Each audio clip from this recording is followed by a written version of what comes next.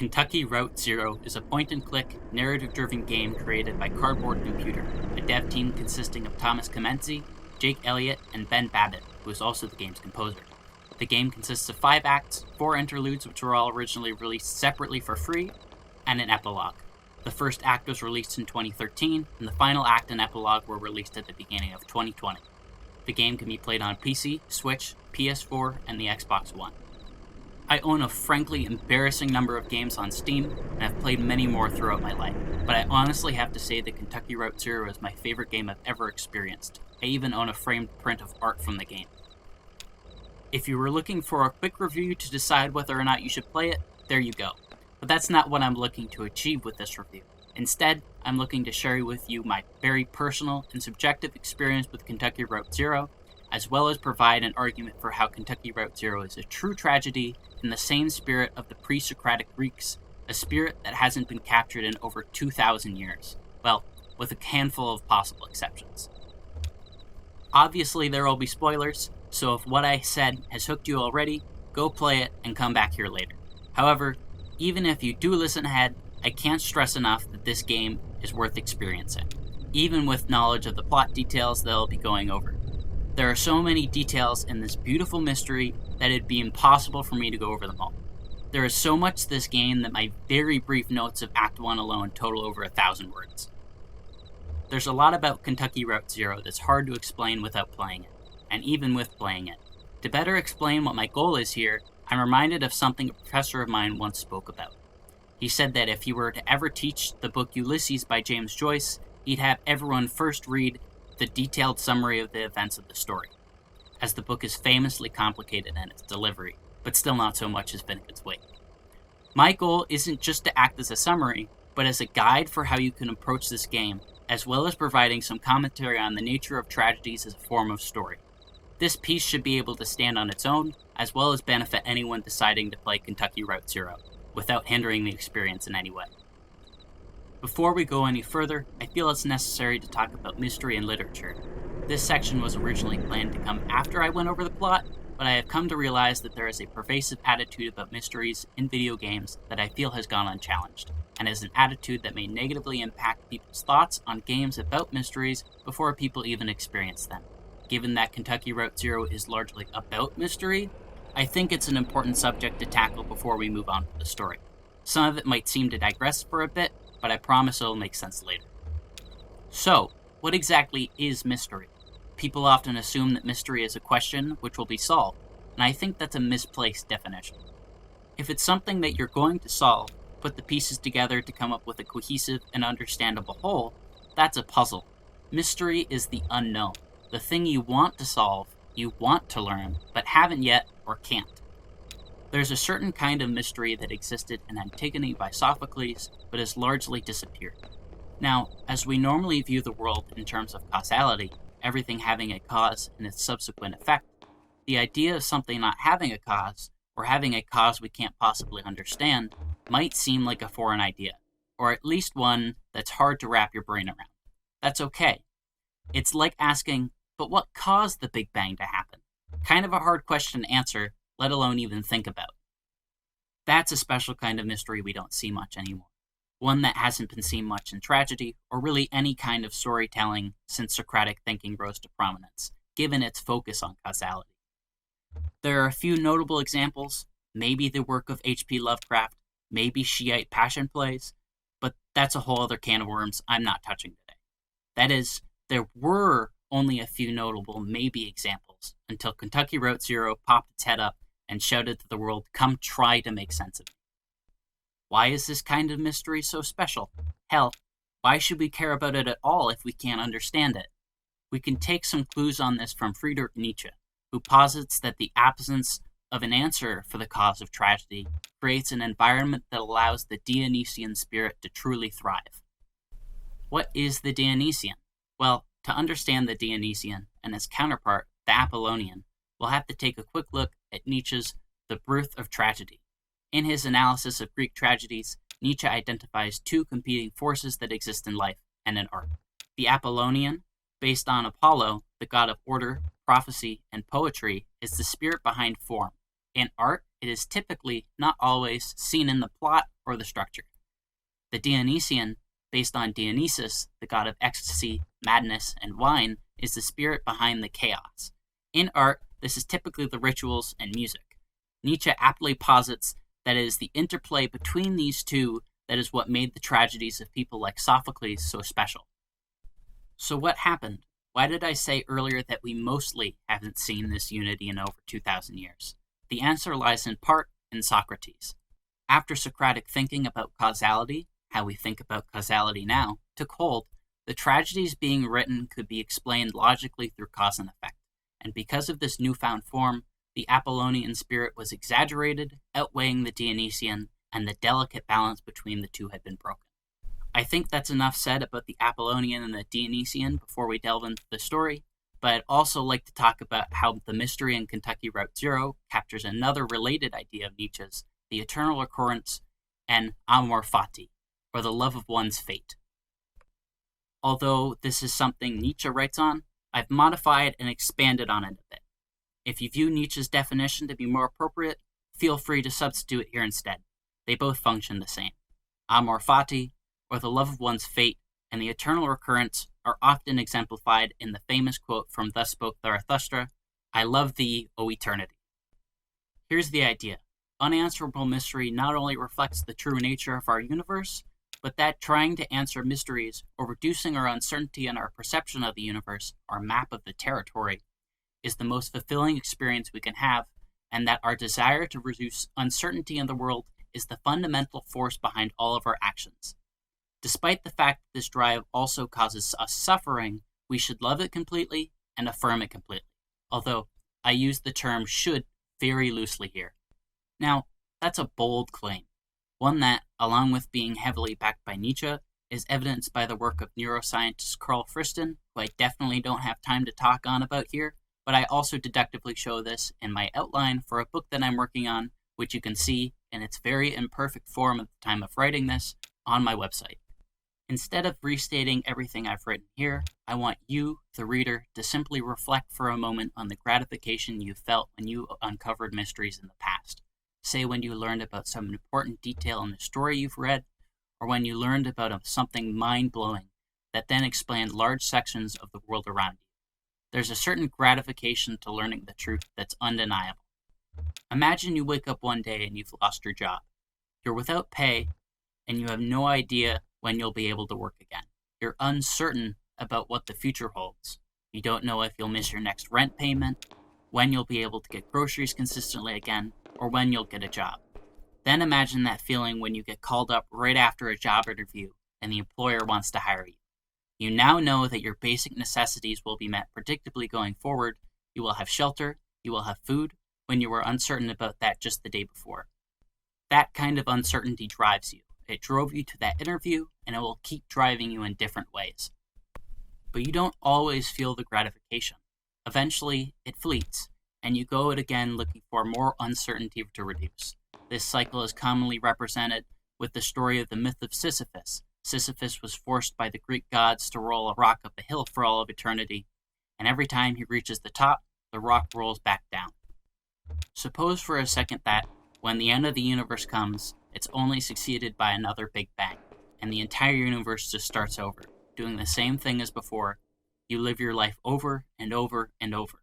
If this were true, what else should you say to the universe, to this cycle, but "I love thee, O eternity"? With most art, there is a top of the hill. Your rock doesn't roll down to the bottom of the hill again. There is no cycle. Once you know the story, there's no unknowing it. It can be known in its entirety, all its events explained, if you put enough time in. This isn't the case with Kentucky Route Zero, or the tragedies of Sophocles. The cause of the tragedy in these stories is unknowable. There is no God here to explain what happens, or a cause to the effect. There might be gods, but the gods aren't the answer here. They don't explain why things have happened. They just have. There are so many puzzles to put together along the way through Kentucky Route Zero, as well as the completely unanswerable mysteries, but having the core question of why anything happens in this game be a completely unanswerable one is what makes it stand together with the great tragedies of Sophocles. Enter Conway, an older man with gray hair. You can hear the low rumbling of his truck, and and see the burning sun is just about to set. Standing next to Conway is a dog who you can name either Homer or Blue. I always go with Homer. You meet a blind gas station owner named Joseph Wheattree. On the surface, he seems like a perfectly normal person, but there's this feeling, as you'll come to find with everything in this world, that there's much about him that you don't know. The aura of mystery permeates the entire game, and Joseph is just a hint at what's to come. The way you interact with Kentucky Route Zero is through walking around the environment, clicking and reading information about certain objects, and speaking with the characters, seemingly a standard point-and-click game. There's one thing to note, however, and that's just how many dialogue options and conversation trees there are here. None of your choices will affect the ending of the game, but they will change the world that is crafted. You're put in the director's chair and control elements from the backstories of characters to how they react and feel about different situations. It makes the world you go through when you play the game feel incredibly unique, fleshed out, and yet all the more mysterious. Still, the incredible amount of dialogue options and paths in this game make it hard, if impossible, to talk about every single one of them. I'll do my best to summarize what happens, or what can happen in a conversation, but won't be picking apart every single line of text. There's something like 180,000 words in the game, and on a single playthrough, you might see half of that. If you want a better idea of just how much text there is in the game, a copy of the full text can be found in the description. In addition to that, the wiki can be found there as well. Joseph offhandedly mentions a truck full of bottles, likely whiskey, having crashed down the highway. We'll come back to this way later. Conway explains that he's an antique delivery driver for Lisette's Antiques, owned by his long-known friend, and has to make it somewhere called 5 Dogwood Drive. Joseph tells him that if he wants to get there, he's going to have to take the Zero, a mystical highway that certainly can't be reached by ordinary means. He asks if you can switch the circuit breaker in the basement to turn the lights on, where you find 3 people playing a board game, Emily, Bob, and Ben, inspired by their real-world counterparts, Emily Cross, Bob Buckstaff, the Bedquilt Ramblers, and Ben Babbitt, the game's composer. They appear to not know that Conway is there, and speak of some unknown board game they are playing, of which Bob says, "I don't think you can win. It says on the box, it's a tragedy," which appears to be more of a reflection of the game you're playing itself. After returning from the basement with the lights now on, you're met with nightfall, bright neon lights with the name of the gas station, Equus Oils, and the sounds of the track. The stars drop away, an eerie and ethereal piece of music which replaces the subtle Foley from before. Joseph says that someone named Marquez should be able to get you to the Zero, and that her address is on a computer inside the building. The password for the computer, however, he doesn't remember, and tells you just to feel it out. You log in by doing some automatic writing of a poem, a technique popularized by the Dadaists of the 20th century, where you would write down any words that came to mind without filtering them in an attempt to reduce the filter between the conscious and the unconscious mind. Any combination of dialogue options will work here. You come across 2 emails, one being from someone named Donald, talking about something called Xanadu, which I'll come back to later, and another email from Consolidated Power Co., explaining how the owner is late on payments. You find the directions to the Marquez farm, and Joseph asks you to bring along an antique TV, saying he borrowed it from them a long time ago. You make it to the farm and find Weaver Marquez, a bizarre mathematician who speaks as if she is on a completely different plane of existence. Conway sets up the TV, which we come to find is broken, and she asks Conway many questions, so many that you can only reply to a few, and makes you wonder about so many more, providing little in the way of answers.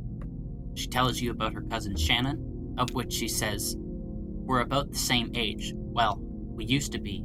She's older now."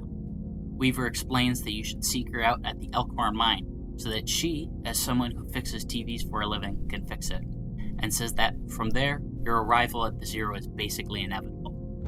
In the background behind the house, you can see a farm with 2 horses. To be honest, when I played through this game again, it blew my mind that this imagery has been there since the start, since 2013. It's hard to explain now, but come Act 5, it'll make more sense. As Conway walks down from the house, back to his truck, we're met with the singing of the Bedquilt Ramblers, singing "You've Got to Walk That Lonesome Valley," a song with an amazing recording by Mississippi John Hurt, as well as having been covered by Elvis Presley, Johnny Cash, Jerry Lee Lewis, and Carl Perkins on their famous impromptu jam session recording $1 Million Quartet. You can, and should, if you want to unlock the epilogue, take a quick detour back to Equus Oils, the gas station, where you'll meet the self-proclaimed pseudoscience aficionado and dramatist Carrington. He explains that he's looking for a venue to put on a highly experimental performance of The Death of the Hired Man by Robert Frost. I've said this quite a bit, and I will a lot more, but we'll come back to this later. Conway makes his way to the Elkhorn mine and meets Shannon. We find out that Weaver has been missing for years, and yet appeared today to both Shannon and Conway to tell them to meet at the mine. Shannon says that Weaver appeared to her on a television she was working on and directed her to go to the mine, and that there she would find what she's looking for. As they head through the mine, part of it collapses and Conway is injured. His leg is badly mangled. The duo make their way through the mine on a tram, coming across the remnants of the miners who worked here who were killed in a tragic accident, including Shannon's parents who worked as miners. The miners were paid in company scrip, not actual money, to keep them working at the company, common real-life practice that has caused lasting damage to communities centered around mines. They used this scrip to pay for things like lights in the mines, pumps, fans, and canaries. One day, a miner had accidentally dug where an underground lake was, and the mines were flooded.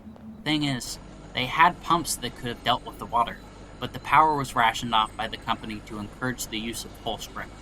The miners turned off their lights to see if they could get their pumps to work, but it was to no avail, and they all died in the dark. As you make your way through the mines, if you turn your lamp off, you can see the silhouettes of the miners as the sparks from the tram light up. You later discover that Weaver's parents worked in the mine as well, but not as miners, as archivists. They were studying the culture and the music of the miners, and would record them singing music. Weaver's parents, however, didn't lose their lives in the flood, and you can sense that in some way, Shannon has mixed emotions towards Weaver for this. Her parents were favored by the company, even being allowed to pass out script to the miners that they sang for them to archive, and their privileged position probably saved their lives. Even with this, their position did not protect them from the debts they incurred, and is likely the reason Weaver disappeared in the first place. After searching the mines a bit more, they leave. Before the final scene of Act 1, I'd like to discuss the map in Kentucky Route Zero. Each act, roughly, has its own map or area that you can traverse through. In Act 1, it's the surface highway and the streets in this small area of Kentucky. There are an incredible amount of small areas that you can find and search through on the map, all of which expand the mystery of the game. You can come across a guitarist mumbling unmemorable words, two men pushing a plane, an empty church with a tape recorder repeating a hymn inside, and many, many more, and that's just Act 1. One of the more important ones you can find in the first act is the museum. Not notable at first, but if you tell Joseph you found it, he'll tell you how to get to the archives inside, which have a manuscript of a game he wrote. The archives contain references to many different games that likely inspired the developers, like The Sea Will Claim Everything by Jonas Kratzes, Siberia by Benoit Sokal, and Telltale's The Walking Dead. Joseph's game description is this. Flipping through the pages, Conway is able to gather that it's a story about three characters, Joseph, Donald, and Lula. It's something like a tragic love triangle, but much more complex. Some kind of tangled, painfully concave love polygon. When you ask Joseph about the game later, he says, I think that's about the best thing I ever did. Nobody's played it. Someday I'll have to tell you about my friend Donald. We worked together on that one. Halfway through, we kind of fell out. So that's why the game ends so weird. One day I'll have to tell you about that. This is the first real description we get of the backstory behind Joseph, Donald, Lula, and their work on a computer called Xanadu, which is explored much further in Act 3. Now we come to the end of Act 1. Conway and Shannon make their way to the Marquez farmhouse, and Shannon fixes the TV in the house. Then, the image on the TV and what appeared to have been the farm behind the TV swap places, and we see Conway's truck driving through a tunnel with a road sign next to it marked 0.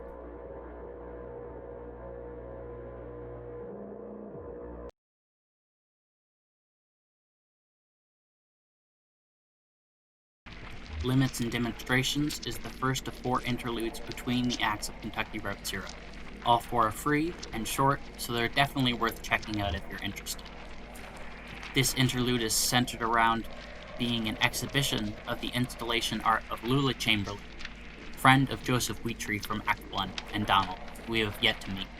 Lula's art is said to be incredibly hard to install and build, as well as understand, testing both the limits of the installers as well as the audience, hence the name. We follow Emily, Bob, and Ben as they walk around the hall, viewing different works. The first installation is Spinning Coin, Suspended, Correcting for Angular Motion, 1976, Found Materials. The second, Vertex Texture Fetch, Tree, Television, and Suspended Cathode Ray Tube, 1968, Found Material. These first two are pretty out there. The characters don't have much to say about them, and in the second, they aren't even sure what image is showing on the television. I myself was struggling to find how the imagery connected to the events of the game, besides them appearing on the Zero. And then I realized that's kind of the point. The game had made me feel quite a bit of confusion about what they meant, and noticing that confusion in itself was a difficult thing for me to do. It certainly tested my own limits as an audience member. The third, Visage, 1984, Unknown Medium. The piece reminds Bob of a poem. Slice a visage to build a visage, a puzzle to its owner. This being a reference to Raptor, a program that would generate prose that was used to publish The Policeman's Beard is Half Constructed, allegedly the first book to be written using only a computer.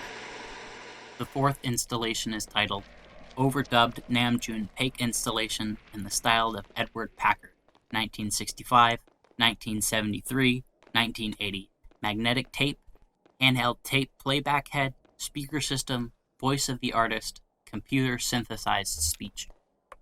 This is the most substantial of the installations in this interlude, as it provides more of the story of Lula, Joseph, and Donald. The manner in which this installation is put together is a bit bizarre, as it's a series of tapes placed upon a wall that can be played. You then direct Emily, Bob, and Ben through a choose-your-own-adventure style narrative of clips of audio Lula recorded over a 15-year period. From it, we learn more of the painfully concave love polygon mentioned before. It becomes apparent Lula has feelings for both Joseph and Donald, but doesn't know what to do about it, as they are all clearly close friends working together. At one point, Lula even leaves and goes to Mexico to get away from the two, in part out of spite, and likely in part from not knowing how to manage the complex social situation that has arisen. Eventually, the group takes Xanadu, their machine that they've built, to some unspecified caves that are near, if just right off the Zero. At some point during their research, the exact manner of which is unclear, they are visited by something. Not people, but close. We come to find out more about what it is that visited them later, but while arguing with Donald about whether or not they should leave in fear of what had visited them, Joseph says, "Did you hear their voices? They'll find you, but not me. I'm going back to the surface." The implication being that something akin to them not being human. Lula interjects that the two of them are fighting loudly, and it's ringing throughout the caves. She expresses that she is leaving this project as well, but not for the surface. She's heading to the Zero. Donald says that Xanadu can only understand Lula's voice, and she says she'll send him a couple of the tapes, and that then you can see what your Dan machine does with it. That's where the tapes end, and is the last time Lula, Joseph, and Donald see each other. An emotionally explosive ending to an incredibly long and complicated relationship between three people. The fifth and final installation is titled Basement Puzzle Number 2, Artist, Sunset, and Horse, 1976, Plaster and Wire. Notable for featuring a sculpture of Carrington, a sculpture representing the sunset, and a figure of a horse. This installation features prominent imagery and ideas that will come to a head at the end of Kentucky Route Zero. Emily, Bob, and Ben have a short yet notable conversation about this installation. Emily, what do you think she means by puzzle? Bob, yeah, weird. I guess it's something you can solve? Ben, they must be symbols. Artist, sunset, horse. Or it's an anagram? Or like a code? Emily, maybe it's not a puzzle, but maybe it's just about a puzzle. Bob, maybe it's a puzzle, but there's no right answer. That's kind of sad. Act 2 starts off with a short prologue featuring Lula Chamberlain. She's now working at the Bureau of Reclaimed Spaces, an institution that's set up along the Zero that decides what's done with property that's been abandoned or seized. It starts off with her receiving a rejection letter for the fellowship Gaston Trust for Imagined Architecture. If you didn't meet Carrington in Act 1, Lula will have a conversation about a few random things with a man named Rick. If you did meet Carrington, he shows up and speaks with Lula about a proposal he had for a space regarding his performance he's putting on, and Lula lets him know that it's impossible and was rejected. They speak briefly about their days in college, with Lula still clearly being hurt about the situation with Joseph and Donald.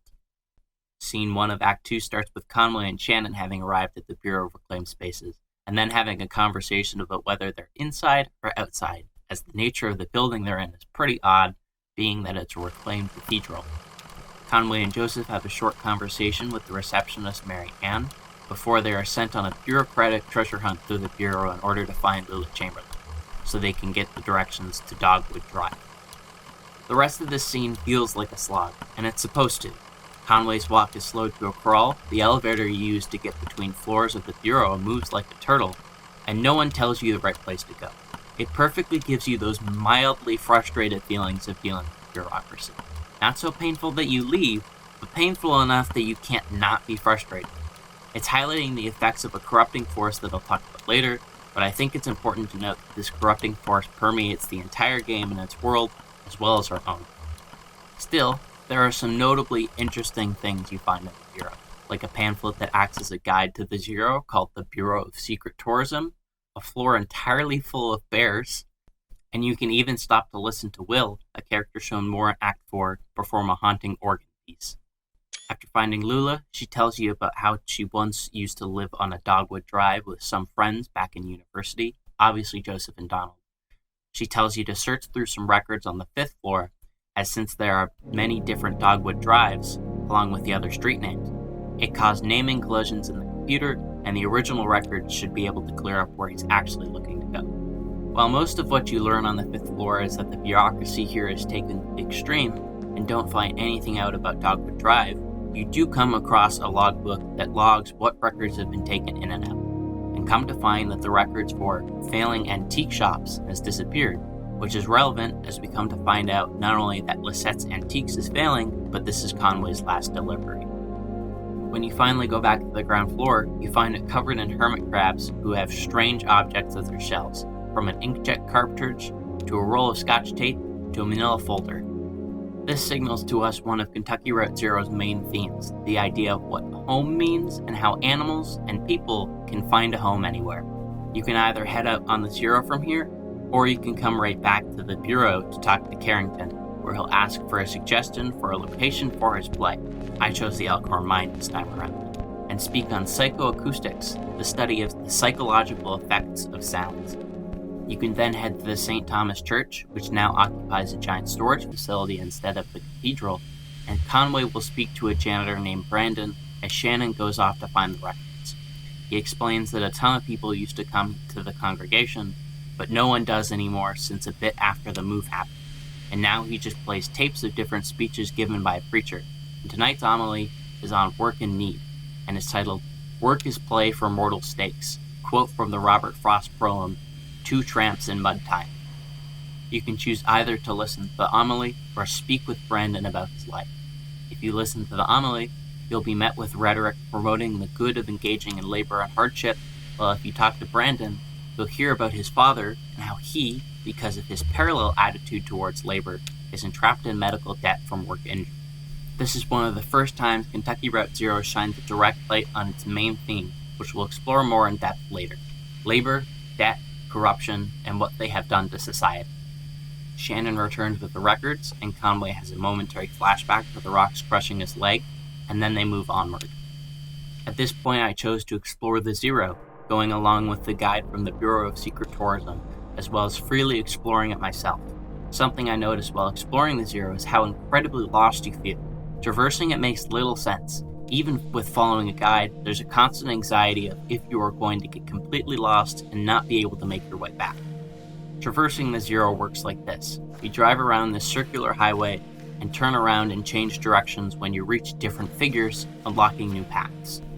Quote, drive clockwise until you reach the feather. Pause for a moment to consider the cave walls. Reverse direction and drive counterclockwise until you hit the birdhouse. Now turn around again, and you're almost upon it. How exactly this highway functions can be a bit hard to wrap your brain around.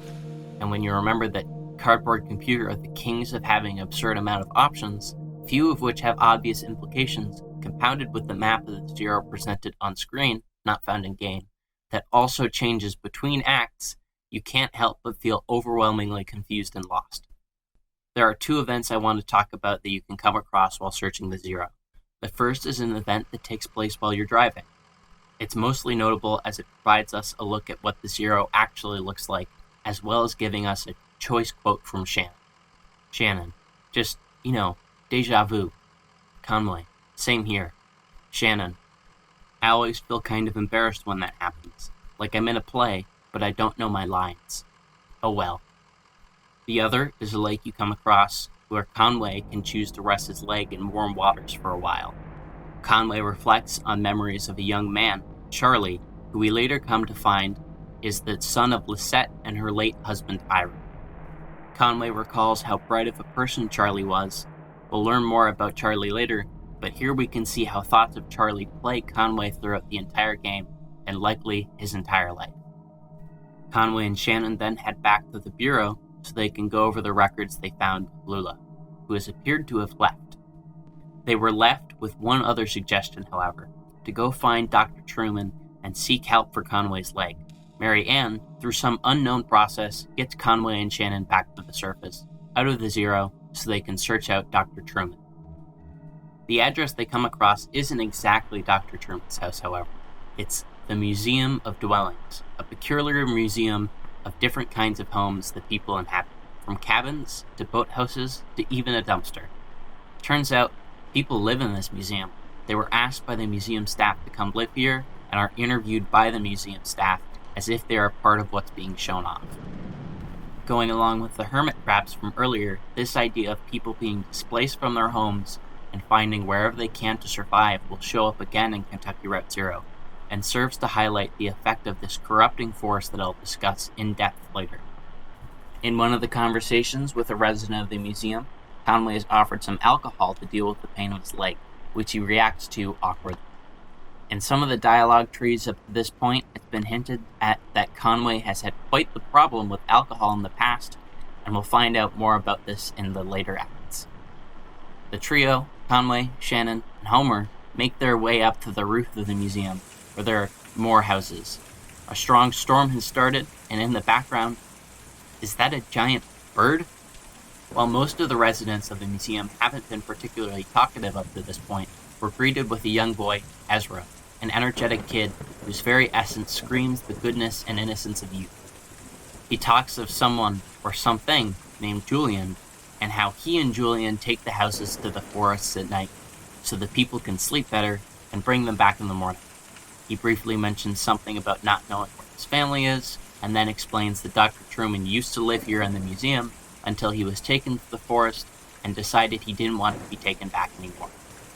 Ezra tells the two where the forest is, but before any more is said, Ezra makes the sounds of a bird call, and the whole group is swept up by the massive bird Julian.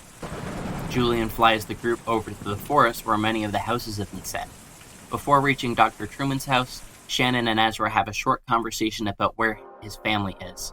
Ezra explains how his family used to live in a big house until one day, because of their debts, the bank took their house from them.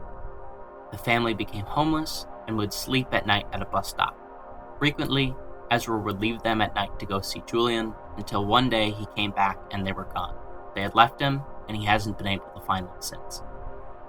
It's hard to explain just how much I feel towards Ezra.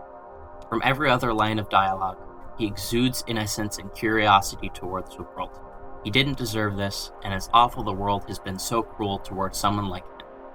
As you walk through the makeshift village of houses planted in this forest, the bedquilt ramblers start playing I'm on my long journey home. The group makes it to Dr. Truman's house. Conway speaks with the doctor while Ezra and Shannon watch TV, and the two have an introspective conversation. Ezra, What are they singing about? Shannon.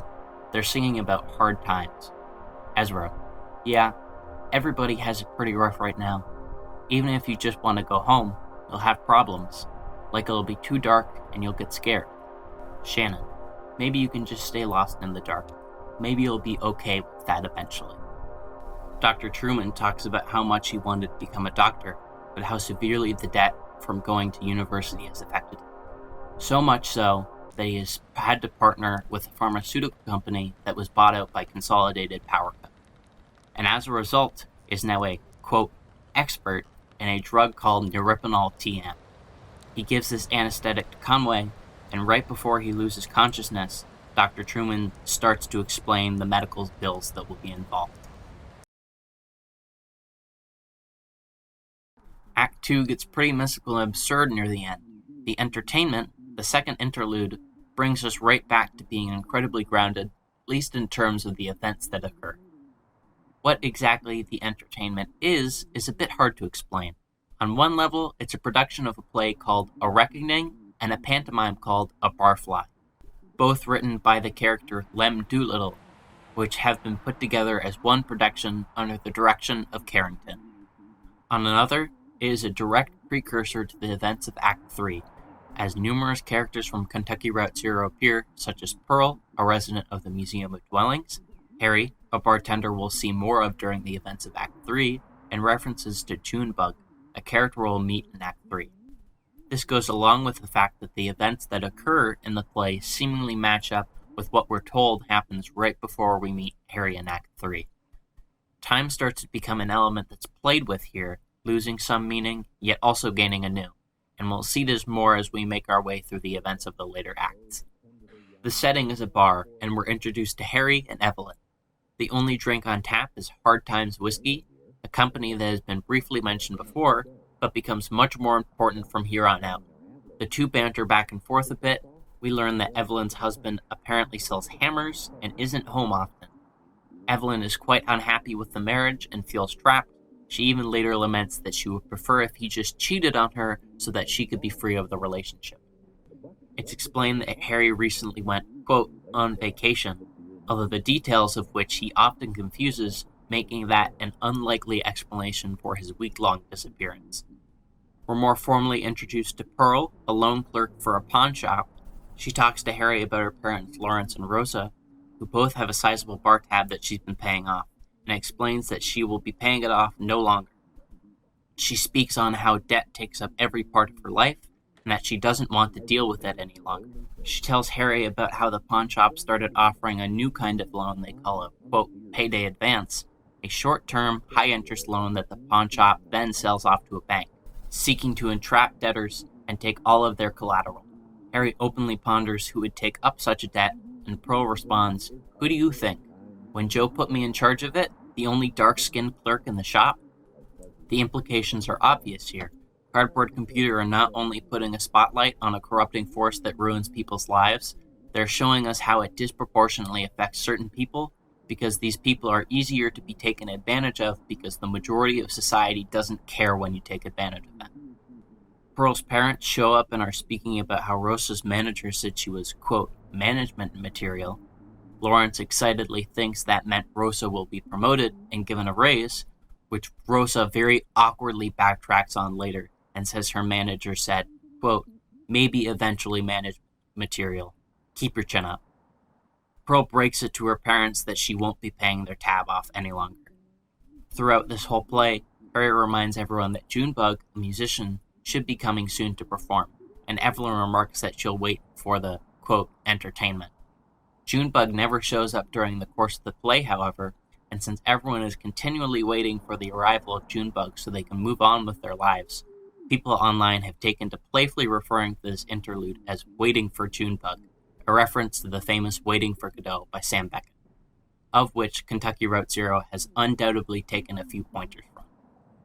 At this point, everyone is beyond solemn and frustrated, and the social interactions aren't made any better with alcohol. Harry continually references that there will be a reckoning coming throughout the play, until finally at the end revealing that he's sold everyone's debts to the distillery Hard Times. He repeats over and over that he's sorry, and the play ends. the entertainment as an interlude has one last surprise to unveil.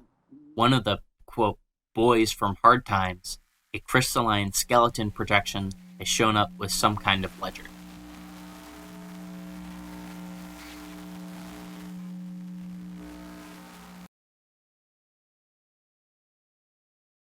Act 3 starts with a prologue showing a conversation between Conway and Lisette in the morning right before the events of the game. They exchange small talk, as well as discussing Lisette's dementia and the death of Lisette and Ira's child, Charlie. Lisette reminds Conway that it was no one's fault, but he clearly isn't convinced, though we aren't sure just why yet. The scene changes to be back in Dr. Truman's office, and we see something familiar and striking. Conway's leg has changed to be the same crystalline skeleton as the bodies of the boys from Hard Times.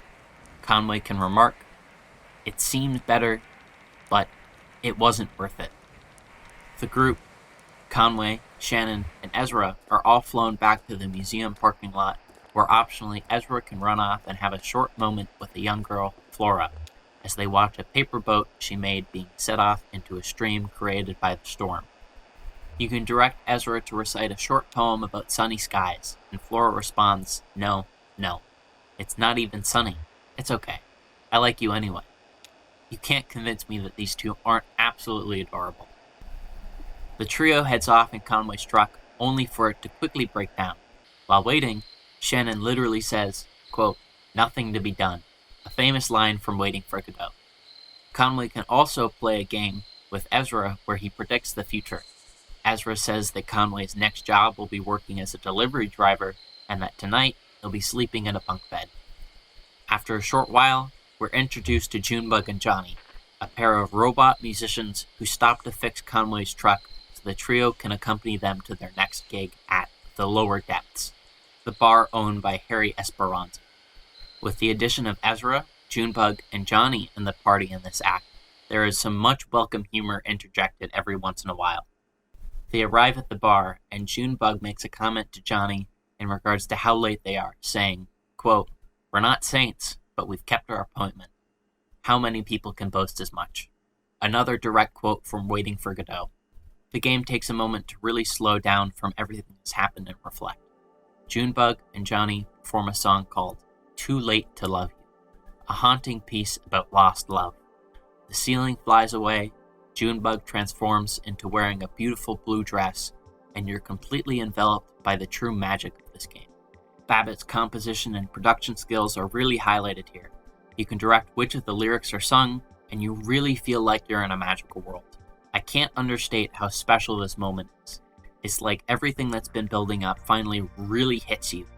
I'd been following this game roughly since Act 2 came out, but when I saw this moment, it struck me that Cardboard Computer had captured something special, something that people haven't been able to capture in a long time, a true unity between the Apollonian and the Dionysian.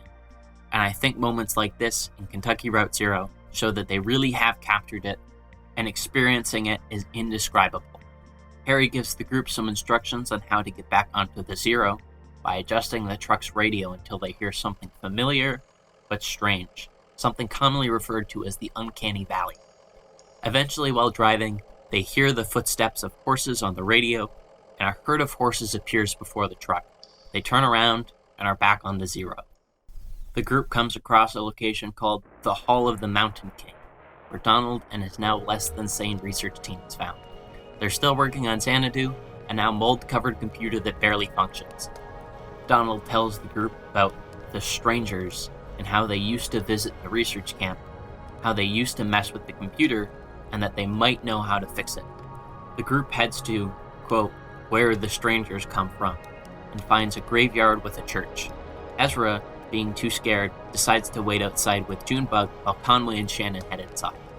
Ezra and Junebug converse a bit about the nature of finding yourself, and we learn some of the background of Junebug and John. The two were factory-made robots built to work in the Elkhorn mines until they found some old tapes of recorded music, which we know were recorded by Ruger's parents, and then they knew that they didn't want to be miners, they wanted to be musicians. After a bit of waiting, Conway and Shannon come out of the church, and they both appear shaken and flushed. Something happened in the church, but we don't know what, at least not.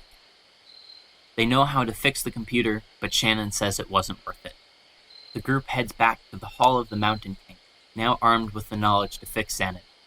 They boot it up, and we come to learn that Xanadu is essentially a realistic simulation of the story of everything that's happened around Xanadu, starting with Lula, Joseph, and Donald bringing the computer to Bedquilt, the cave system that Xanadu is currently in. The tapes from limits and demonstrations are all in here, and we get a bit more context about the strangers. Joseph and Lula leave, and we're left with Donald hiring student researchers from the university to expand the simulation of Xanadu. At one point, Weaver Marquez shows up as a researcher, although eventually she goes to search for the strangers and disappears. Eventually, the simulation reaches to the present moment, with Lula walking into the cave and speaking to Donald. The game pulls away from Xanadu to show that Lula really has just shown up, seeing Donald for the first time in a long time.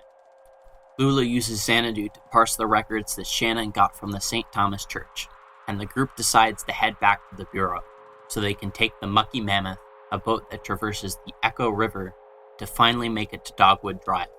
As they walk back towards Conway's truck, we hear the Bedquilt Ramblers play the song, "What Would You Give in Exchange for Your Soul?" Before the act ends, however, Junebug inquires about what happened back at the church. Conway gives and relays the story. We're given a flashback to the scene at the church. Conway and Shannon head into the church. The two take a second to sit on a pew, thinking that there's nothing to be found, when suddenly the pew starts elevating downwards, revealing a massive factory, a distillery, in fact. The strangers Donald has been talking about are in fact the boys from Hard Times. The pair is welcomed by Lem Doolittle, the writer of the entertainment, who is now one of the crystalline projected skeletons like the rest of the boys. He gives Conway and Shannon a tour of the distillery, driving them around from place to place inside. Everyone here has been turned into a projected skeleton, just like Conway's leg, and that everyone is here because they have some kind of debt to Hard Times that they can't pay off. You can read a short backstory of pretty much every character here, and it really gets a little overwhelming. There's so much suffering, so many people that have been taken advantage of, that by the end, I didn't want to read anymore about how over and over Hard Times took advantage of someone down on their luck. Everyone's trapped here because of the debt they owe, and the interest on that debt is so high that they'll never pay it off. They're trapped here for eternity. How could so many people be being taken advantage of with no one putting a stop to it? I think putting this suffering in a mystical scenario really allows an audience member to recognize that there is suffering in our world that we assume is normal and has to exist, when more often than not, it really doesn't. You can drive past the sleeping quarters, all bunk beds, which was foreshadowed by Ezra earlier. You can also come across the casks they used to age the whiskey, except they aren't barrels, they're coffins. They're literally coffins, each handcrafted. Doolittle keeps making references to the, quote, formula, which we learn is a formula they use to calculate everything fiscal that's going on at Hard Times, like how much debt you've accrued, how many hours you'll need to work that day, and how much whiskey they need to make. Everything is kept track of, so Hard Times can operate as efficiently as possible to make the most money. But who could have come up with such a formula? None other than Weaver Marquez. Doolittle finally takes Conway and Shannon to the shipping department. He talks about how just earlier in the night they lost one of their drivers, Miguel, in an accident. Clearly the one we heard about from Joseph at the beginning of Act 1. Doolittle doesn't seem to care much about Miguel's death, however, being more concerned about his debt and being glad that Miguel had a next of kin. He then goes over the details of their delivery truck with Conway, but while this is going on, you can direct the scene so that Conway goes through some of his memories of his past. We finally learn what happened to Charlie. Conway was working for Lisette and Ira doing roof repair, but he had become a pretty severe alcoholic, often being too drunk to work and missing jobs. One morning, Conway and Ira were supposed to head out to work on a job, and as was common, Ira found Conway drunk in the barn. Conway recalls, quote, Ira said to let the deadbeat sleep it off, and then send him packing. He said Charlie could do the job. That day, Charlie fell off the roof he was working on and died.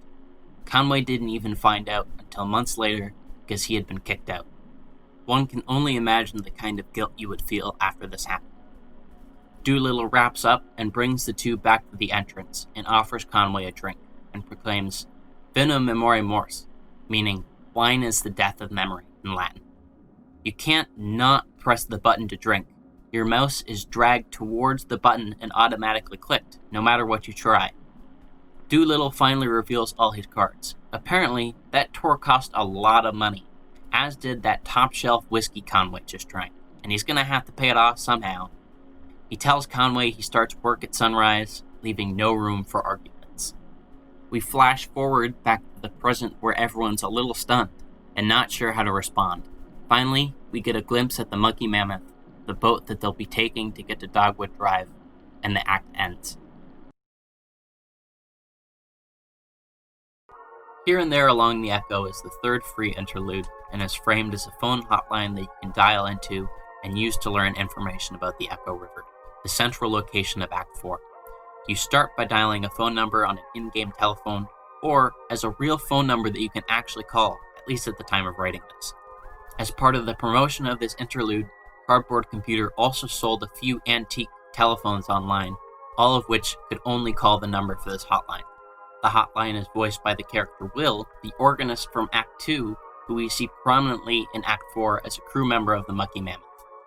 The hotline provides some great world building for the Echo River, making it seem a bit more like a community, albeit a fairly eccentric one, than the Desperate Zero.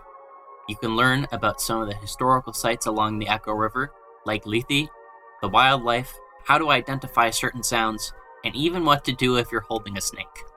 I won't go into a lot of detail on the specifics of these, as it's not necessary for my purposes and is best enjoyed by playing the interlude or calling up the number yourself. Seriously, I recommend taking a second to call up the number yourself. It's quite interesting. One notable thing on the hotline is you can get Will to read off a list of islands that are currently underwater. Interestingly enough, every day the list is different, as the list is randomly generated every day, seemingly using the date as a seed for the random number generator. If you hang up and let the phone sit there for a while, you can receive 2 different coded messages. One call is a transcript from a phone call between an operator at the Echo River Central Exchange and a man named Joe. Joe talks about how he has a bunch of canned carrots that he needs to get rid of and needs help calling up someone from a town with no name and no roads going in or out of it. He tells about how the town has horses that they treat as people, so he figured they would appreciate the carrots. By the end of the phone call, he recollects that in this town there's a street called Dogwood Drive, and the operator tells him she'll try and find what she can. We'll see this call referenced back later in Act 5. The other message you can receive is a quote from Elegy, Book 4, a book of elegies by Propertius, a famous Latin poet. The quote received is, "By night we suffer, wandering. Night frees the imprisoned spirits, and his cage abandoned Cerberus himself strays. At dawn, the law demands return to the pools of Lethe. We are borne across, and the ferryman counts the load he's carried." This quote parallels and embodies a lot of what happens in Kentucky Route Zero, and is something to keep in the back of your mind as we go through Act 4. Also, River Lethe in Greek mythology is generally known as the River of Forgetfulness, being one of the 5 rivers in Hades, the underworld. Act 4 is where the mystery of Kentucky Route Zero is really amped up to 11, and you can really feel it as you experience the last 2 acts. Act 4 has nearly 3 times as many words as Act 2, based on a very basic word count of the full text, and yet you'll notice that the description of the plot I'll give is shorter. There's a huge emphasis on world building here, and the plot takes a backseat as there isn't really much for our cast to do anymore. They're on their way to Dogwood Drive, and we simply have to wait until they get there. We learn more and more about the Echo River as we go along through the act, as the Monkey Mammoth makes a number of stops before finally reaching our cast's destination. In this act, at every stop the Monkey Mammoth makes, you can choose either to see what happens on the boat or what some of the characters are doing off the boat. To see even a decent portion of the text in this act, you have to play through it twice, not including the incredible number of dialogue options. All of this adds up to an incredibly overwhelming feeling of being lost. There's a real mystery to this world, and you feel like you'll never know what's going on. or why it's happening. Because most of what's written is fully in service of world building and mystery that I can't capture in a summary, as well as you being able to choose between what you see happen, I'm going to skip over a lot of the scenes here and just stick to the plot. Conway's arm is now a crystalline projection, just like his leg. He's changing to be more like the boys from Hard Times. We can see it in his dialogue as well, which is not only defensive of Hard Times and their business practices, but we can no longer directly control Conway on what he will say. He also drinks quite a lot of alcohol throughout the act, further showing his ascent. We're introduced to a few characters in this act, the first of which is Will, a river-faring vagabond with a penny to his name, exactly how he prefers. Then there's Kate, the captain of the Monkey Mammoth, whose day job is being a birth doula, meaning that she aids pregnant women in a non-medically trained manner, although she is still fond of suggesting different mushrooms for them to help out with certain ailments. Finally, there's also Clara, a musician who plays the theremin and uses, quote, found sounds or recorded sounds she comes across in life during her performances. This technique of using real-life sounds and music can be drawn back to the Italian futurist movement of the early 20th century, and using tape recorders specifically was popularized in the 60s by minimalist composers like Steve Reich and Terry Riley. The group makes an early stop at the Rum Colony, a tropical-themed bar on a small island. There, you can speak to a bartender named Patch, who will continually offer Junebug a cocktail, the name and description of which is randomly generated. One of the earlier stops is at a telephone. Kate makes a call to one of her clients to check on them. Clara makes a call back to her sister in Lithuania, where they discuss their terminally ill uncle who refuses to be seen by anyone. Her sister suggests that their uncle would want to see Clara, but Clara refuses, partially out of respecting their uncle's wishes, partly because she's so far away and wouldn't likely make it back in time. Brandon is also here, unable to make it back to Harry's bar where he works as a janitor. The telephone receives a phone call and Shannon picks up, revealing that Carrington has called, asking for some advice on the production of his play, as well as giving us some excellent commentary on the nature of being available. Carrington. It's a quality I feel is habitually sold short, keeping oneself available, open to the vagaries of chance and experience, requires constant maintenance. It's a quality we have to nurture in ourselves. Our natural instinct is to close ourselves off from risk and opportunity. A theologian I once happened to meet said, "Why make art? To quiet the mind, making it susceptible to divine influences." That's a kind of availability few of us ever attain. Eventually, we come to the Echo River Central Exchange, where Conway and Shannon are tasked with delivering a package to one of the operators there. They take a small motorboat to get there, and pass by a few things before reaching their destination. First, they come across a monument made for those who died in the flood of the Elkhorn mine. I think the quote from the monument is really powerful, so here it is in full.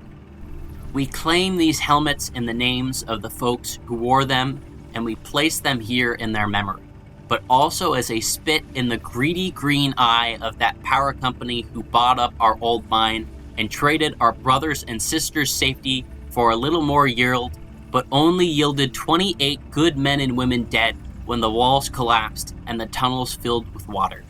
Their lungs were black, but now they're washed clean and full of water too, and swept through hidden tunnels into some awful cave we never will find, and so we guess the water buried them for us, so let this here be the marker for their grave. And if any son of a bitch from that power company wants to take back these helmets as company property, just you try it and see what will happen." As they head towards the Echo River Central Exchange, they also head through a bat sanctuary, where Shannon and Conway speak to each other with quite a bit of introspection and honesty, much more than their normal conversations. Conway is so brutally honest that this dialogue really allows you to introspect on yourself and recognize and name some of your own thoughts. It's intensely relatable, more so than a lot of other things I've read. For me, this was greatly shown in this quote. Conway. That's all I had to offer at the end. She has a sister in Nashville who will take good care of her. And now that I'm not around the shop all the time, what's that old guy's name? Used to make deliveries for the shop. Smells like leather. His hands shake when he's not using them. He always looks half asleep. Ira was always yelling at him. Too drunk to work on the one day he could have been in the right place at the right time. Shannon, you feel pretty bad about that accident. Do you think she blames you? No, but it's awful to say, but sometimes I kind of wish she would. That way, at least, she could eventually forgive me. You know what I mean, right? They then make their way to the Bat Sanctuary, where we learn that pretty much everything in the sanctuary, including the moths the bats eat, are artificial. Conway gets philosophical and relates the situation of the bats to the lives of the miners. Conway, like, the folks in the mine, you said they used to buy stuff? Fans, canaries, all those little trinkets, to make it more bearable. There's still a lot of stuff down there. It feels cluttered, but human. I just mean, all people need is enough to pretend we're home, and we can make it anywhere. The two make it to the central exchange, where Shannon gets off the boat and delivers a package. After talking a bit with the two people there, she heads back to the boat, only to find Conway gone. He's now in a boat with two other boys from Hard Times, and has completely turned into a crystalline skeleton.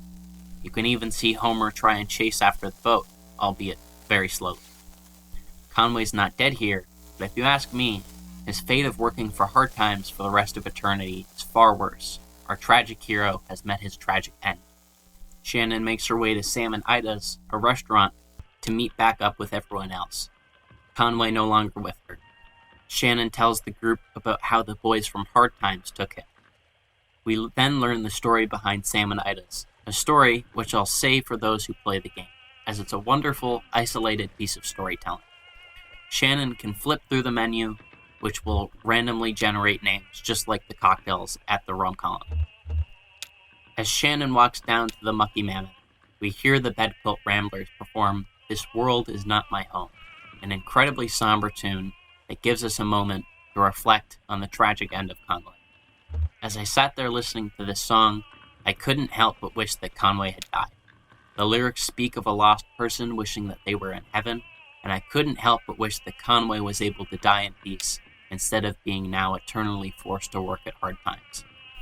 They then head off to a town to watch Clara perform, where Junebug and Johnny have a conversation and reminisce. If you so choose, as I did, you can direct Junebug and Johnny to decide to add Ezra to their ensemble and travel with them from now on, so that he's no longer alone and has a family.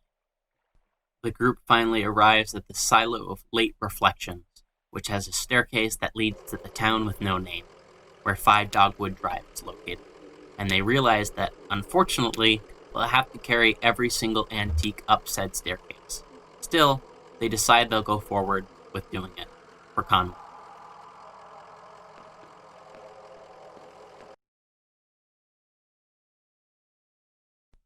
Pueblo de Nada, or in English, A Town of Nothing, is the 4th and final free interlude in Kentucky Route Zero.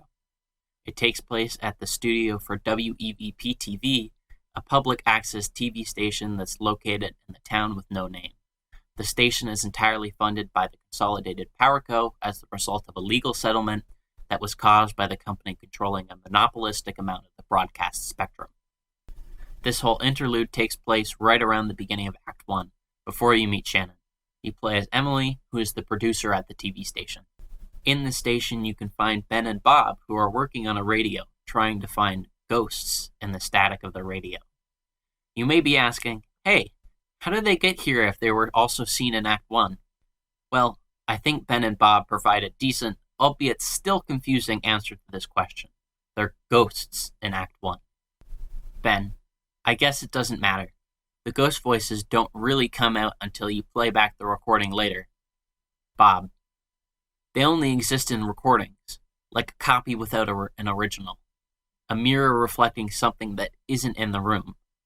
A woman named Rita hosts the evening show and brings on guests, the first of which is Maya, a video artist who, in Act 4, we can learn was in a relationship with Charlie, which ended when he died. A poet named Nikki also comes on and reads a poem about the, quote, out-of-towner, a man who was brought to the town by the power company and was essentially worked to death. We learn that not only did Weaver Marquez work at the station as the producer until she inexplicably left, but she also now regularly hijacks the station, broadcasting some unspecified message. A storm rages on, and eventually the power goes out for a moment. When it comes back on, Weaver hijacks the TV station to broadcast her message again.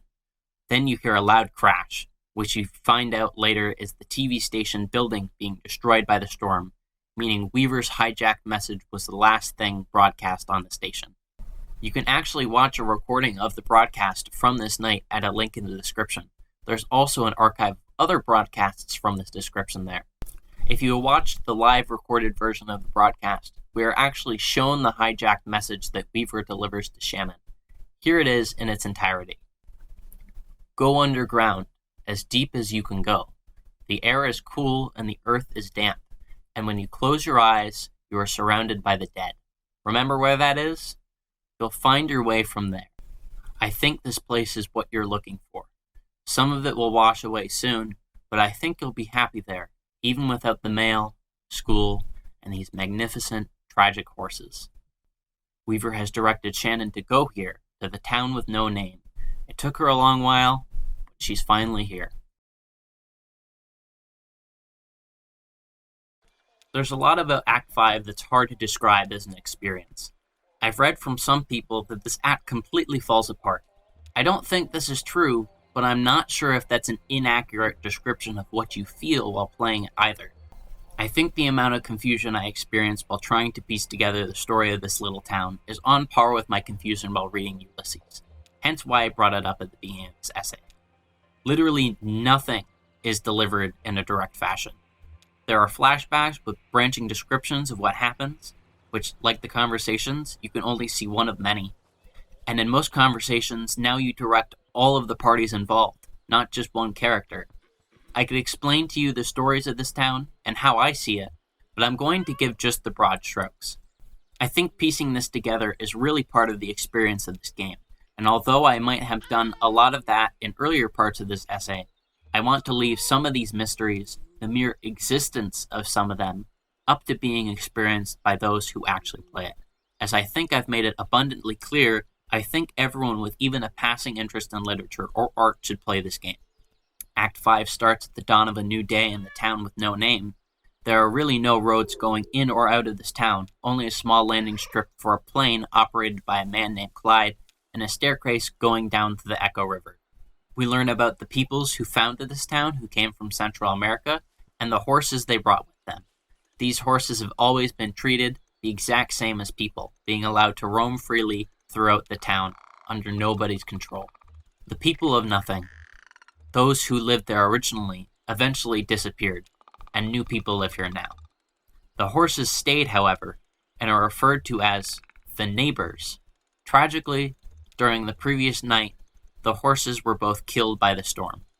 You play as a cat, running around and listening to dialogue and expecting objects. We're given some conclusions to some of the stories in Kentucky Route Zero throughout this act. We learn that Clara has decided she's immediately going back to Lithuania so she can visit her uncle before he passes. We also can conclusively wrap up the Ezra story by having him either join Flora, who managed to make her way there, or go along with Junebug and Johnny, calling them his family in this great moment. Rita, to Ezra, "Is this your family?" Junebug looks at Ezra. Ezra, "Yeah, that's right. This is my family now." A heartwarming ending for a kid who deserved better from the world. The group begins to unload antiques at 5 Dogwood Drive, and they all remark on how open and nice the building is. We find out as well from the townspeople that this building wasn't there before, that it just appeared today. Shannon is struck by the essence of this town, how unburdened it is. She even talks about wanting to open a workshop in the town. I can almost guarantee that back in Act 2, when we found in the Bureau of Reclaimed Spaces that the records for failing antique shops were taken, that Weaver was the one who had taken them. She was the one who had made the last order from Lisette's Antiques just to bring Shannon here with all of the furniture needed for this new house.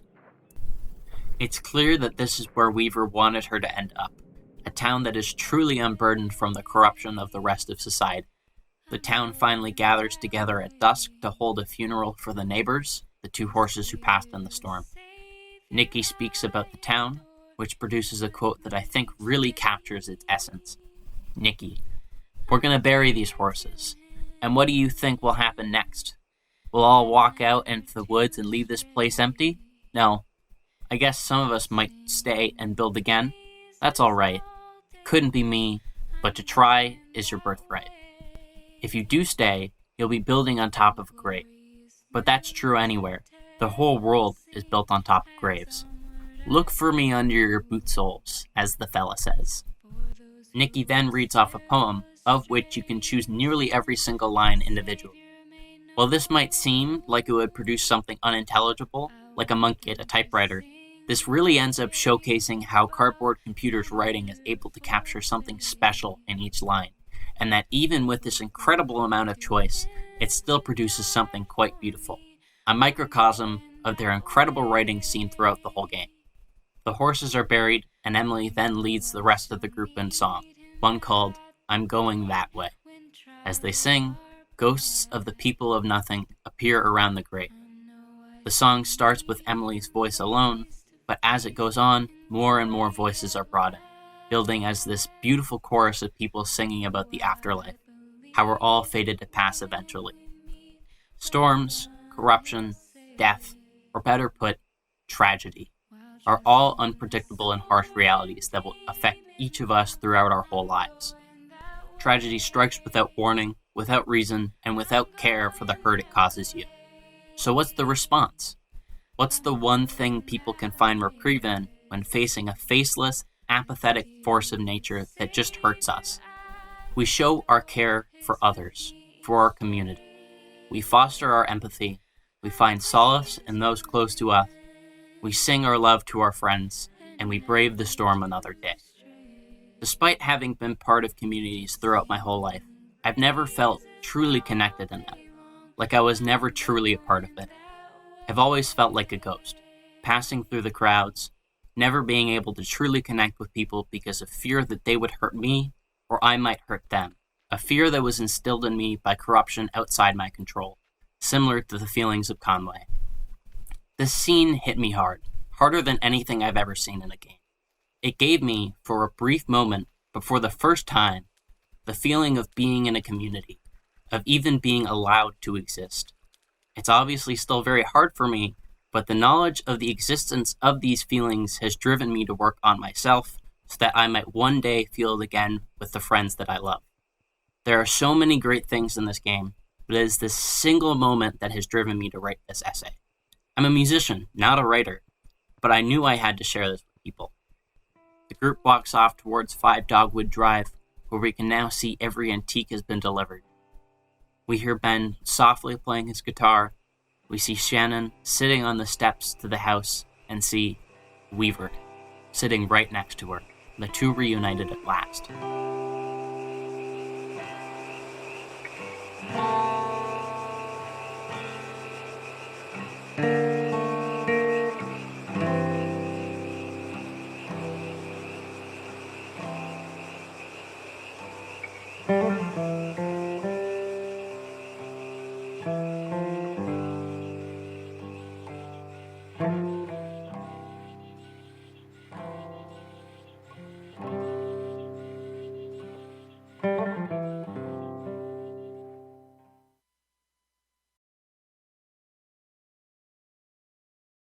The epilogue is titled The Death of the Hired Man and is set at the lower depths, Harry's bar. It's primarily a conversation between Carrington and Harry.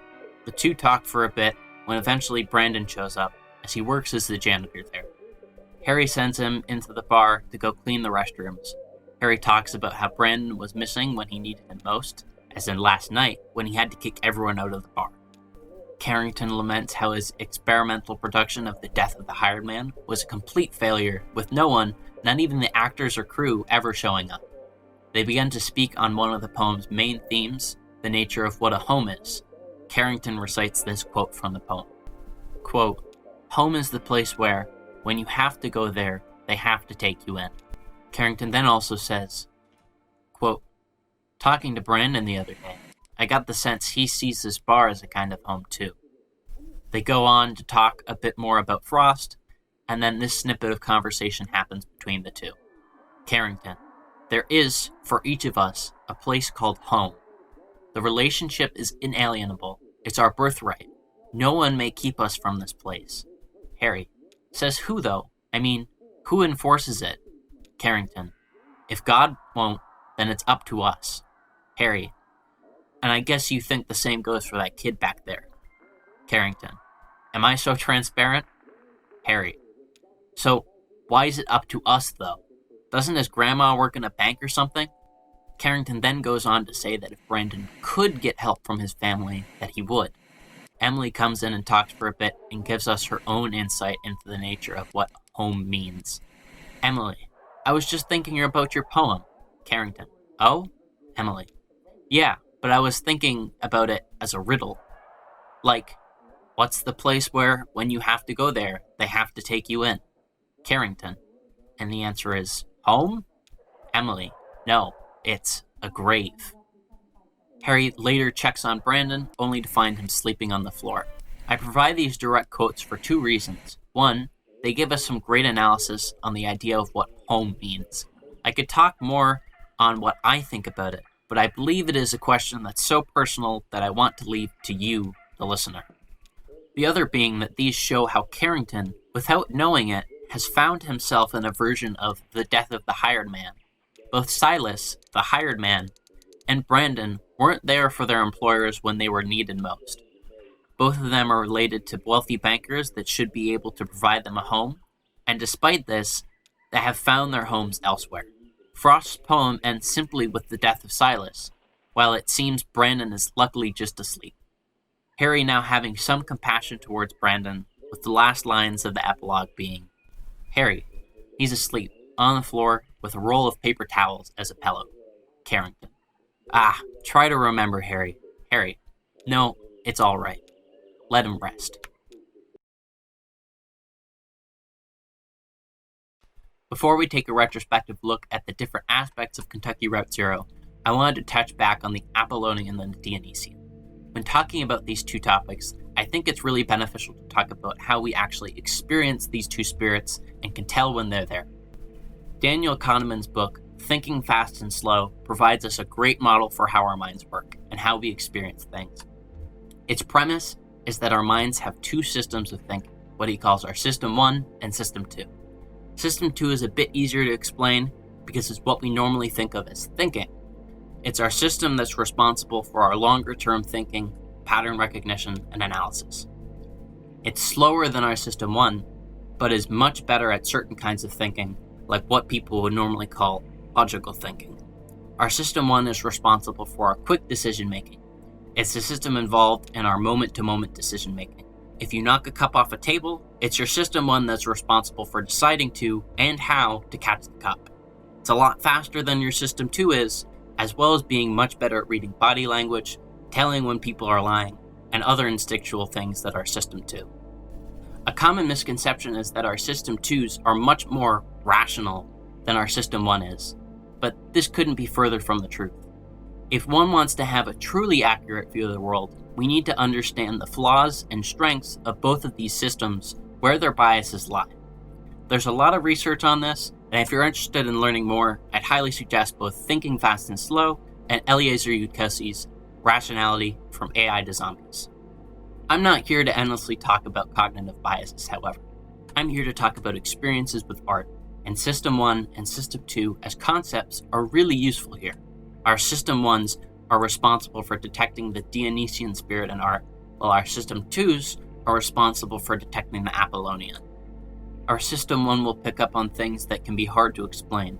I think a great example of this is the root vegetable yucca, common in South America. A common practice with yucca is to soak it in water for 5 hours. It was later discovered that yucca contains a very low amount of 2 cyanogenic glucosides that, over a long period of time, will be toxic to you.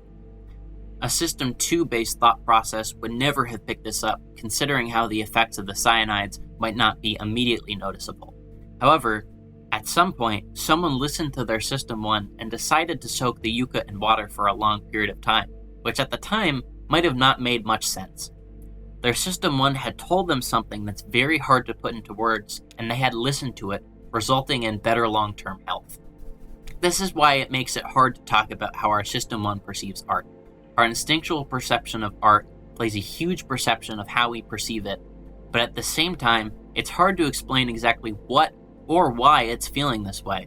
So the Dionysian spirit is there, and I'll continue to try to do my best to explain what I personally experienced, what my System 1 told me, and why I think I experienced it, but I can't replicate that feeling for you. You can only experience it by playing the game. Kentucky Route Zero uses randomness to amplify its mystery throughout the game. Some notable examples of this are the lists of underwater islands and here and there along the Echo, the randomly generated cocktail menu at the Rum Colony, and the randomly generated menu at Salmonidas. Considering how Kentucky Route Zero draws from a huge range of avant-garde artists, I think it would be interesting to take a quick look at the history of randomness in art. Two of my favorite artists who popularized and tried to effectively use randomness are John Cage and Merce Cunningham. John Cage famously used randomness in his piece Music of Changes, the first piece to use chance to determine the composition throughout the entire piece. He used an ancient Chinese divination text called the I Ching, which originally you would sort through 50 yarrow plant stems to get the numbers for, but is now often consulted simply by flipping 3 coins, 6 different times. Cage consulted the I Ching for the entirety of this composition. Cage's partner, the choreographer Merce Cunningham, would also use randomness in his works. He would define certain sets of movements with different letters, which the dancers would learn rigorously. And then, before a performance, he would call out the letters in a random order every time, so the performance would be different and unpredictable. Cage and Cunningham would then put performances together with almost every aspect of the performance being random. One of the interesting things that this randomness shows us is how our brains will search for patterns everywhere. Even with knowing that the works are the result of a random process, when presented with them, we'll still see patterns in the art, even when they aren't intentional in any way. Kentucky Route Zero uses randomness in a really interesting way as well. Let's take the example from Here and There Along the Echo as our focus for a moment. Considering that you'll likely only go through this interlude once, you might not ever notice that this list of underwater islands is random. So why did they make it this way? Because even though you might only see it once, if the list of underwater islands was curated by a person, it would have a certain quality to it. Even if they tried to make it random, there would still be a certain indescribable quality to it, a slightly Apollonian quality. When randomness is used, while we might not know it cognitively, our System 1 will pick up on it and detect that the Dionysian spirit is there that exists inside the randomness. Cardboard Computer, Cage, and Cunningham have all recognized this and have imbued their art with a Dionysian spirit that's not often seen. If you've been watching, even if you disagree with some of the things I've said up to this point, I think everyone can agree on one point. Kentucky Route Zero is damn beautiful to look at. The game clearly draws inspiration from a number of places, like German expressionist films of the 1920s, like The Cabinet of Dr. Caligari. If you're looking for a great analysis of the visual style of this game, there really is nothing better than the talk Tomas Kamenzi gave at GDC in 2016 called The Scenography of Kentucky Route Zero.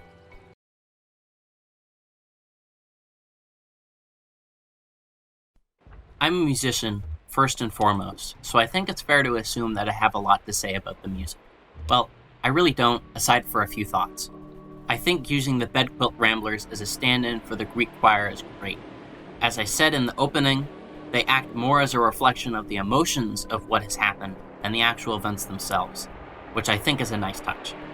It'd be pretty weird to have Peanut Gallery commenting and judging the characters in the story as absurdities, so I think having the choir reflect on what has happened emotionally is a great choice. I think all the music-centric sections really help you process the emotions going on. It's a part of the reason why I think the Junebug scene is so magical, and why This World Is Not My Home and I'm Going That Way pack such an emotional punch. The rest of the tracks are great too, somewhat understated, but always completely matching the tone of the scene. One of my favorites is Dark Rum Noir, that plays when you get to the Rum Colony. It's great, It's got this laid-back, low beat, and a really chill steel guitar on top. It really makes you feel like you're on a tropical island, drinking a cocktail, laying in the sand, in the middle of nowhere.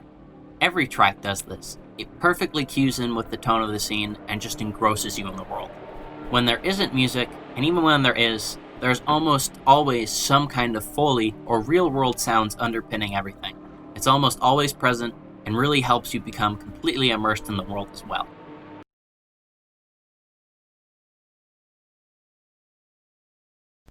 The dialogue system in Kentucky Route Zero is extensive, really extensive. An imperfect word count of the game, based on the full text, totals 178,000 words, and you might see a half of that in a single playthrough. That's a lot of text you'll miss out on. I think that's a huge advantage to Kentucky Route Zero, though, because you can't exhaust all the dialogue options like in a typical CRPG, and that everything works like a real conversation. It makes you engaged with every dialogue choice, despite there being no other incentive to be engaged. Because the characters seem real, and their reactions are real due to how well the dialogue is written, you really start to roleplay as the characters. You become incredibly invested in them and their stories. I can sincerely say that I became far more invested in the characters of Kentucky Route Zero than those of games like Mass Effect, Baldur's Gate, or Telltale's The Walking Dead. The only game I think rivals Kentucky Route Zero in terms of how invested I became in the character stories was Planescape Torment, a game universally lauded as likely the best written ever.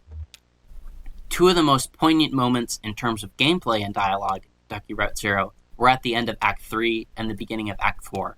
At the end of Act 3, your mouse is dragged towards the button that forces Conway to take a drink. At the beginning of Act 4, you immediately realize that you no longer have control over Conway or his dialogue. There was an intense grief I felt during these moments, especially throughout Act 4, as you are unable to stop Conway from drinking and his descent into darkness. It's really powerful and drives home how you can't stop the tragedy that's going to occur. Another notable aspect of the game's dialogue is how much of it feels like the characters are trying to avoid the reality of the tragic and terrible world around them. It's a lot like Waiting for Godot in that manner. No one is really connecting emotionally, but they need to pass the time so they don't have to sit with the harsh reality of the world around them. On Steam, Kentucky Route Zero is described as a magical realist adventure. Before we discuss magic realism, we need to talk about its predecessor, surrealism. Surrealism was an avant-garde movement that started around the 1920s, coming after the Dadaists. The goal of the surrealist artists was to break down the barrier between the conscious and the unconscious mind, allowing raw, unfiltered thoughts and ideas to be put into their art. With this basis in Freudian thinking as the conscious and the unconscious, a popular technique for interpreting surrealist art is to interpret it as a dream and apply psychoanalysis to it. Magical realism is a style that combines reality with surrealism. I often feel as though most magic realism doesn't live up to its name. It just feels like a surrealist experience. I found that it often lays even more into the psychoanalytic thought than surrealism. Kentucky Route Zero managed to make itself feel truly real, at least to me, through a number of things. Here's a list, albeit not an exhaustive one, of some of the things Cardboard Computer did to drag Kentucky Route Zero into reality and truly feel like they were real events. The entertainment can be played as a VR experience, as well as you being able to purchase a manuscript of the play itself, which I did. Here and there along the echo is both an interlude you can play, as well as an actual phone number you can call up. WEVP TV has actual videos that you can go and watch. There was also a phone number that you could call up for maybe 2 years before the release of the final act that would tell you the status of Act 5, which changed to a countdown of the announcement of the release date about a few weeks before the release date was announced. There's also an entire album released by Junebug, 11 tracks in total. I bought the vinyl, but I'm actually not sure where you can go about purchasing it at the moment. All of this got the community around Kentucky Route Zero engaged and drugged the game into the real world. So why try to do this? Well, I think the coded message you receive back and here and there along the echo gives us some cues. As a reminder, the quotation received as an encoded message was, "By night we suffer, wandering. Night frees the imprisoned spirits, and his cage abandoned Cerberus himself strays. At dawn, the law demands return to the pools of Lethe. We are borne across, and the ferryman counts the load he's carried. From Elegy by Propertius.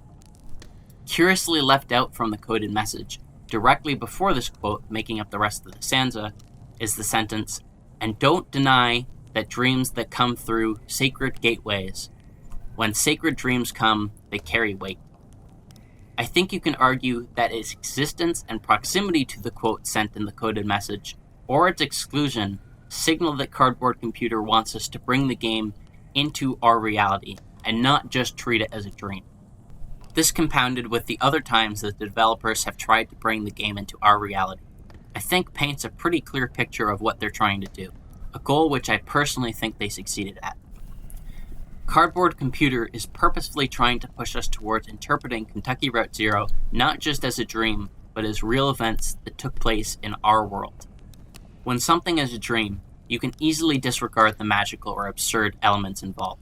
A surrealist approach would be to take the absurd elements expressed and try to give them concrete meaning, as expressions of the author's subconscious mind. Here, by bringing Kentucky Route Zero into our own world, not as an expression of the subconscious, Cardboard Computer has managed to bring back the kind of storytelling that hasn't existed much since the Greeks. When the world you're in has completely unexplainable aspects, it creates an environment that the Dionysian can truly thrive and unify with the Apollonian to produce true, undeniable tragedy that you can reflect on, introspect on, and learn so much about the world from.